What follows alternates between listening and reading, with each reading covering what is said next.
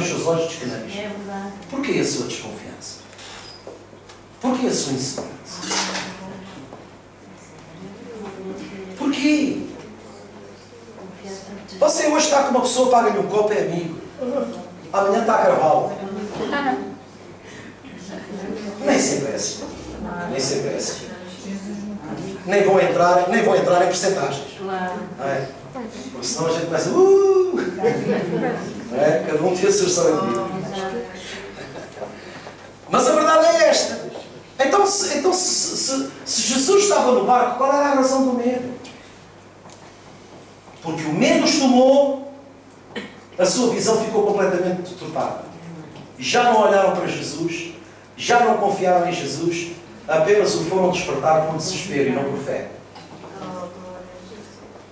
Mas eles tinham razão para ter medo, irmãos. Ah, pastor, mas o barco estava a meter água. E Jesus acordou com os pés molhados. Acordou por causa dos pés estarem molhados. Não, ele continuou tranquilo. Irmão, se Jesus estiver no centro da nossa vida, por isso é que a Bíblia diz: se vós estiverdes em mim e as minhas palavras estiverem em vós, então há cumplicidade com Deus. E havendo cumplicidade com Deus, vou duvidar do quê? O Deus que me assistiu no passado é o Deus que me assiste hoje e que me assistirá sempre. Ele prometeu não me deixar nem desamparar. Ele disse que ainda que eu caia, não ficarei prostrado. Ele me levantará. E na verdade assim é. Então, sendo assim, eu não tenho razão para ter medo nem para entrar em desespero. A pessoa só entra em desespero quando tenta resolver um problema para o qual não tem capacidade para resolver. Mas é aí que Deus intervém e diz: a capacidade não é tua, mas é minha. E o problema que tu tens, eu estou cá para te ajudar a resolver.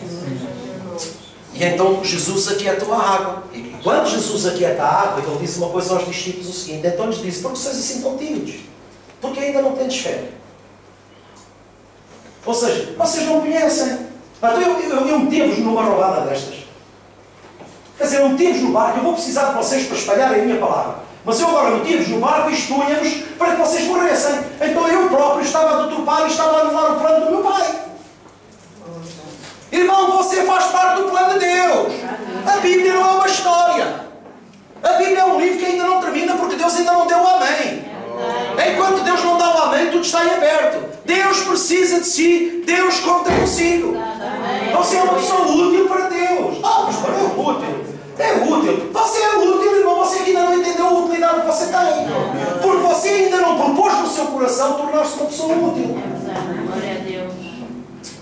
A capacidade é Deus quem a dá, não somos nós que a temos. Deus só quer a nossa disponibilidade, porque Deus nos dará a sua capacidade, irmão.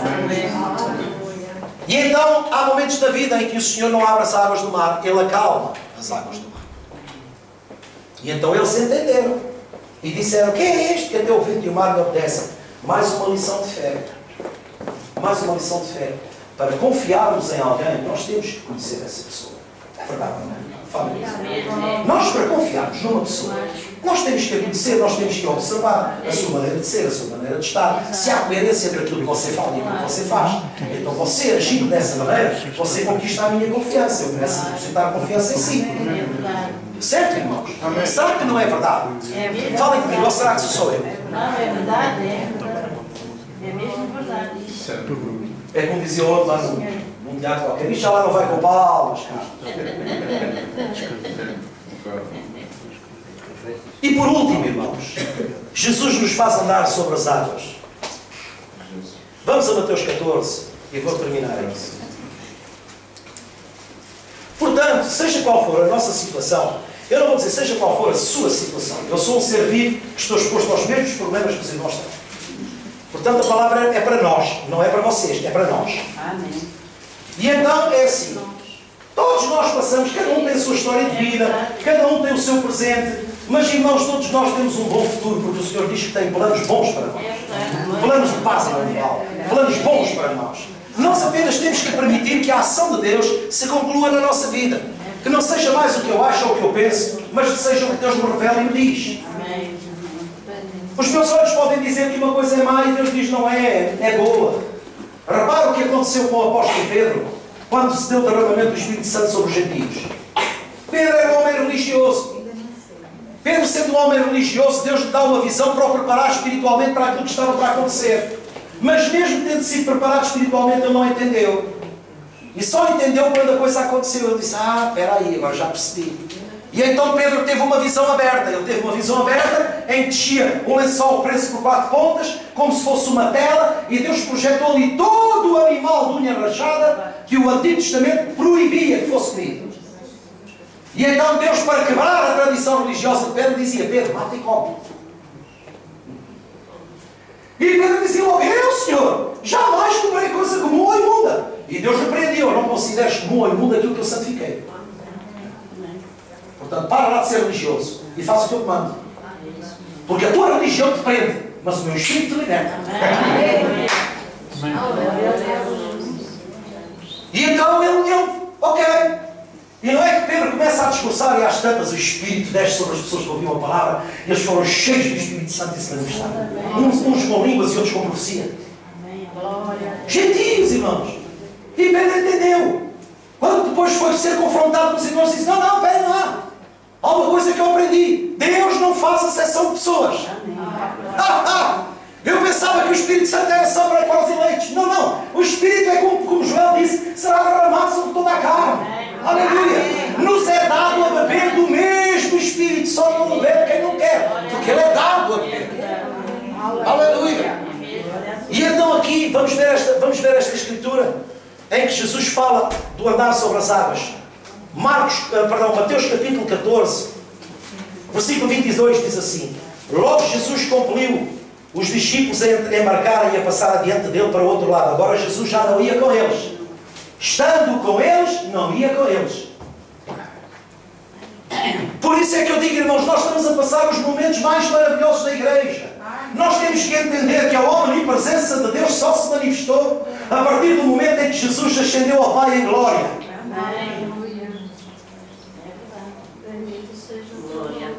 Porque todo o poder, Jesus foi completo. Jesus disse que tinha a plenitude do Espírito.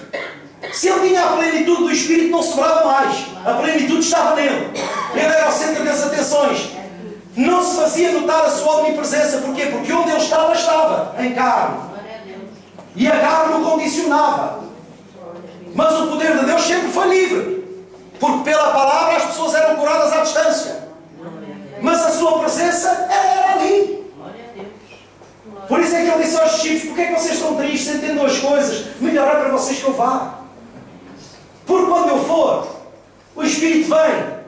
E onde vocês estiverem, eu estou. Mas enquanto o Espírito não vier, onde eu estiver, eu estou. E se quiserem estar comigo, venham cá. Mas quando o Espírito vem, onde vocês estiverem, trocamos as coisas. Até agora onde eu estou, vocês têm que vir. Mas onde vocês estiverem, eu estou. Esse é o favor de Deus pelo derramamento do Espírito Santo. Eu não preciso de ir ante Deus. Onde eu estou, Deus está. Onde você está, Deus está.